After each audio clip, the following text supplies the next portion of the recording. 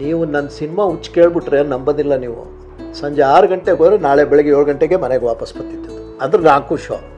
ಆ ಕಿಲಾಡಿ ರಂಗ, ಭೂಪತಿ ರಂಗ, ಚೂರಿ, ಚಿಕ್ಕಣ್ಣ ಎಲ್ಲ ಬ್ಲ್ಯಾಕ್ ಆ್ಯಂಡ್ ವೈಟು. ನಮ್ಮ ತಾಯಿ ಜೊತೆ ಹೋಗಿ ನೋಡ್ತಾ ಇದ್ದವು. ಒಂದು ಕನಸು ನಮಗೆ, ಹೆಂಗಾದ್ರೂ ಮಾಡಿ ರಾಜ್ಕುಮಾರ್ ನೋಡಬೇಕಲ್ಲ ಅಂತ. ಇನ್ನು ರಾಜ್ಕುಮಾರ್ ಕತೆ ನೀವು ಕೇಳಿದ್ರೆ ನೀವು ನಂಬೋದೇ ಇಲ್ಲ, ಹೆಂಗೆ ಶ್ರೀಕಂಠ ಅವ್ರ ಮೇಲೆ ಮೀಟ್ ಮಾಡಿದ್ರಿ ಅಂತ. ನೀವು ನಂಬ್ತಿರೋ ಬಿಡ್ತಿರೋ, ಹಿಂದಿನ ರಾತ್ರಿ ಆ ಡ್ರೀಮೇ ಬೇರೆ. ನಾಳೆ ಇಂಥ ಒಬ್ಬ ಶ್ರೇಷ್ಠ ಕಲಾವಿದರನ್ನ ನಾವು ಭೇಟಿ ಆಗ್ತೀವಿ. ಹೋದೆ 11:15 ಗಂಟೆ. ಅವರು ಚೆನ್ನ, ರಾಜ್ಕುಮಾರ್, ಉಪೇಂದ್ರ ಆ ಕಡೆಯಿಂದ ನಡ್ಕೊಂಬರ್ತಾಯಿದ್ರು. ಎಲ್ಲ ಮುಂದೆ ಬಂದುಬಿಟ್ರು. ಮಯೂರ, ಕೃಷ್ಣದೇವರಾಯ, ಇಮ್ಮಡಿ, ಪುಲಕೇಶಿ ಎಲ್ಲ ಬಂದುಬಿಟ್ರು. ಸೀದಾ ಹೋಗಿ ಕಾಲಿಗೆ ಬಿದ್ದುಬಿಟ್ಟೆ. ನಾವು ಭಾರಿ ಕಮ್ಮಿ, ಬೇರೆಯವ್ರ ಕಾಲಿಗೆ ಬೀಳೋದೇ ಕಮ್ಮಿ. ನಿಮ್ಮ ಕೈ ಮೇಲ್ಗಡೆ ಇಳಿಸ್ಕೊಂಡ್ರು. ಉಪೇಂದ್ರ ಸಣ್ಣದಾಗಿ ಒಂದು ಪರಿಚಯ ಮಾಡಿಕೊಂಡ್ರು. ಇವತ್ತಿಗೆ ಸಾಕು, ನಾವು ಬಂದಿದ್ದಕ್ಕೂ ನಮ್ಮ ಕೆಲಸ ಆಯಿತು, ರಾಜ್ಕುಮಾರ್ ಅವ್ರು ನೋಡಿದ್ದು ಅಂತ. ಅದು ಲೈಫಲ್ಲಿ ಬರೆಯೋಕ್ಕಾಗದೇ ಇರೋ ಘಟನೆ ಸರ್.